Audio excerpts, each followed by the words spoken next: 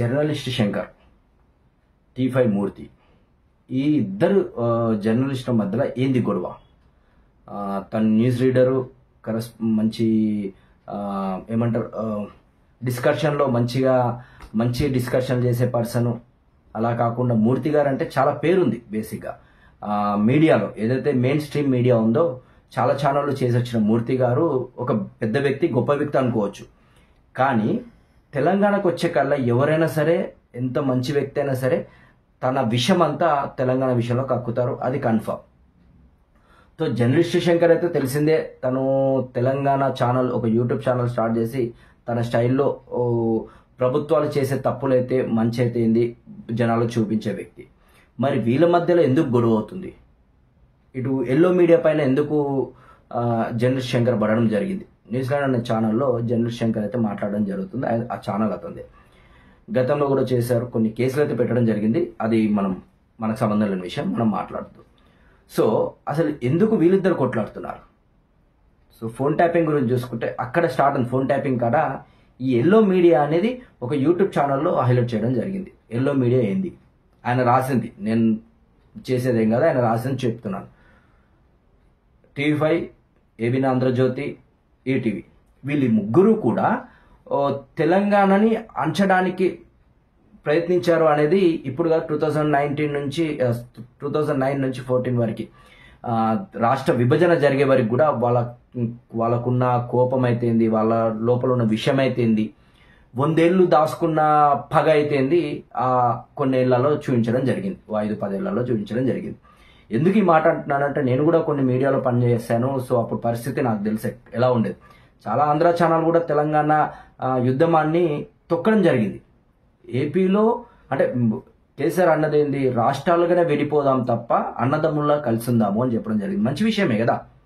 So మేమేదో చేసేసాం, మేమేదో ఇక్కడ మొత్తం ఆస్తులు పెట్టుకున్నాము, మా ఆస్తులు మొత్తం లాక్కుంటున్నారు అన్నట్టు క్రియేట్ చేశారు అప్పుడున్న కొన్ని ఆంధ్ర నాయకులు, కొంతమంది ఆంధ్ర నాయకులు.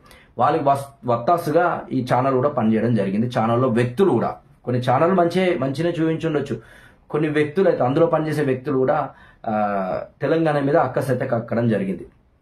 సో అదే విషయంలో అక్కడ ఏపీలో చిన్న ఇష్యూ జరుగుతూ కూడా గుంటూరు అని, రాజమండ్రి అని, విజయవాడ, వైజాగ్ అని బాక్సులు వేసి చూపించేది. అంటే ఇంతగా విభజనకు వ్యతిరేకంగా వీళ్ళు ఉద్యమం చేస్తున్నారని చూపించేది.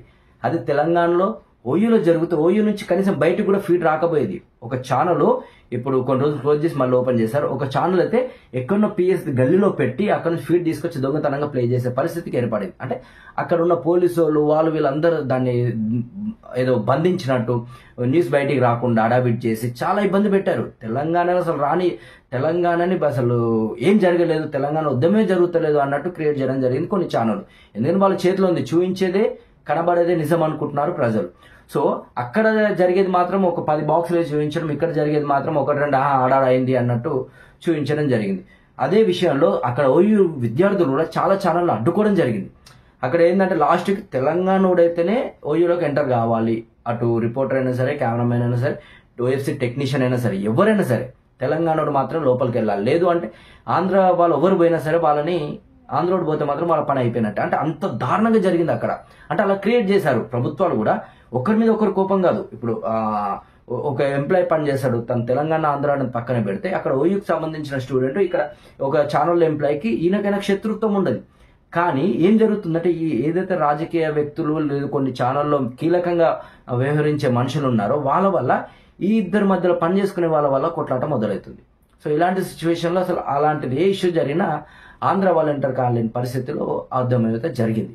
సో అంత జరుగుతుంది ఎందుకంటే చాలా మంది ఆంధ్రోళ్ళు కూడా పనిచేయడం జరిగింది తెలంగాణ ఉద్యమంలో. కానీ అక్కడ జరిగింది ఏది కూడా మెయిన్ స్ట్రీమ్ వరకు వెళ్ళకపోయేది, ఎందుకంటే అణచివేత, తొక్కడం జరిగేది. ఇదంతా పక్కన పెడితే అసలు జర్నలిస్ట్ శంకర్కి మూర్తి గారికి అసలు గొడవేంది, ఇష్యూ ఏంది అంటే, ఫోన్ ట్యాపింగ్ గురించి ఆయన కొన్ని విషయాలు మాట్లాడడం జరిగింది. మాట్లాడుతూ మాకు సమాచారం ఉంది, తను ప్రభాకర్ గారు నిజంగానే ఒప్పుకున్నారు అన్నట్టు మాకు సమాచారం ఉంది అని ఆయన అనడం జరిగింది.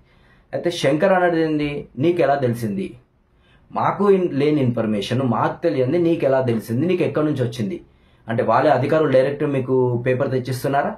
లేదంటే ఎవరైతే ఒప్పుకున్నారో వాళ్ళే మా తప్పు జరిగిందని మీ దగ్గరకు వచ్చి చెప్తున్నారా? ఎందుకు ఇంత అక్కసు కక్కుతున్నారు మీరు అనేసి మన మూర్తి గారి పైన మాత్రం మాట్లాడడం జరిగింది శంకర్ గారు. మరి ఏం జరిగింది ఏందో తెలియదు, కానీ తను కొన్ని పేర్లు అయితే మెన్షన్ చేయడం జరిగింది కొన్ని ఛానల్. నిజంగా అది వాస్తవానికి తెలంగాణని ఉద్యమాన్ని అణచివేస్తూ ఆంధ్ర ఉద్యమాన్ని పైకి లేపుతూ మొత్తానికి తెలంగాణ మీద అక్కస కక్కిన ఛానల్స్ అవి వాస్తవానికి. సో మరి చూద్దాం ఎక్కడ వరకు పోతుంది గొడవ ఏంది అనేది. అంటే ఏదైనా సరే వ్యక్తిగతంగా తీసుకోవద్దు, ప్రొఫెషనల్గానే చూడాలి తప్ప వ్యక్తిగతంగా తీసుకోవద్దు. ఆయన ఒక ఛానల్లో పనిచేస్తున్నాడు, ఈయన ఒక ఛానల్లో పనిచేస్తున్నాడు. సో వీళ్ళ మధ్యలో వైరం అయితే పెంచొద్దు. సో ఏదైనా సరే నిజాలు చూపించండి జనాలకు. ఎందుకంటే ఆ కాళేశ్వరం పైన కూడా చాలా మటుకు చాలా ఛానల్ కూడా నిజంగా ఇది జరిగిపోయింది, ఇది మొత్తం కూలిపోయింది, దీనివల్ల కొన్ని కోట్ల నష్టం వస్తుంది, ఇది మొత్తం కొట్టుకోబోతుంది, దీనివల్ల జనాలకు నష్టం అవుతుంది అని కొన్ని వార్తలు నమ్మి జనాలు అటు కింద మీద అయితే చేయడం జరిగింది ప్రభుత్వాన్ని. నిజంగా నాణ్యత లేని ప్రభుత్వం మనకి ఎందుకని వాళ్ళని ఓడగొట్టడం జరిగింది, కుర్చీ దింపడం జరిగింది. కానీ నిజంగా తర్వాత ఏమైంది, పక్కనే ఒక భూకంపం వచ్చినా ఆ పిల్లర్ అట్లని తట్టుకొని ఉన్నది. సరే పిల్లర్లో నాణ్యత లేదో ఏదో జరిగింది, క్రాక్ వచ్చింది, అది వాస్తవం. కూలే సిచ్యువేషన్లో ఉండొచ్చు. సో కూలిపోలేదు కదా, పక్కనే భూకంపం వస్తే కూడా తట్టుకొని నిలబడింది. మరి దానికి సమాధానం కూడా చెప్పాలి కదా. ఏదైతే పనికిరాదు, ఇది కొన్ని వాటర్ ఆపితే కొట్టుకుపోతుంది అని చెప్పిన నాయకులు మరి పక్కన భూకంపం వస్తే ఎందుకు నిలబడ్డదో అది కూడా చెప్పాలి. సో కాళేశ్వరంలో చేసింది మంచి కూడా పక్కన పెట్టి మొత్తం అబద్ధాన్ని ముందుకు నెట్టే కల్లా జనాలు ఆ అబద్ధాన్ని కూడా నిజమని నమ్మడం వల్లనే ఇప్పుడు ఈ రోజు పరిస్థితి ఇలా ఉంది. సరే ఏదైనా సరే ప్రభుత్వాలు మారడం వల్లనే ప్రజలకు కూడా న్యాయం జరుగుతుంది. ఇప్పుడు అలాగే చూసుకున్నాం కదా, మూడు నెలల సన్నబియ్యం ఒకటేసారి ఇవ్వడం వల్ల జనాలు చాలా హ్యాపీగా ఫీల్ అవుతున్నారు. ఎందుకంటే గంటల కొద్ది మన రేషన్ షాప్ల ముందు నిలబడుతున్నారు కాబట్టి ఎండకు మంచి హ్యాపీగా ఫీల్ అవుతున్నారు, తప్పు లేదు. సన్న బియ్యం ఇస్తున్నారు, హ్యాపీ, అమ్ముకోవట్లేదు, తింటున్నారు. సో రైతు బంధు వేస్తున్నారు. సో చాలా హ్యాపీ ఉంది. సో అలా చాలా చేస్తున్నారు. కానీ దాన్ని మంచి చేసేదాన్ని మంచిగానే ఉంచండి, చెడు చేసేదాన్ని చెడుగానే ఉంచండి. చెడుని కూడా మంచిలా చేయకండి, మంచిని చెడులా చేయకండి. Thank you.